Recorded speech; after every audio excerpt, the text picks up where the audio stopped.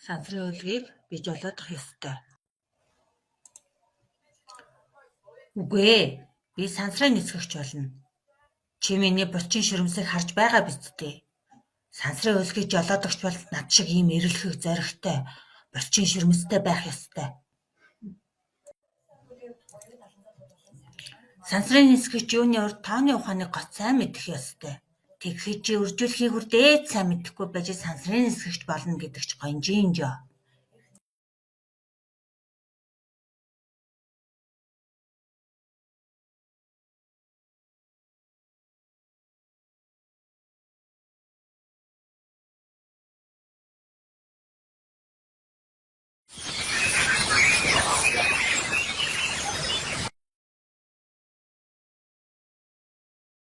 Чи хэм бэ?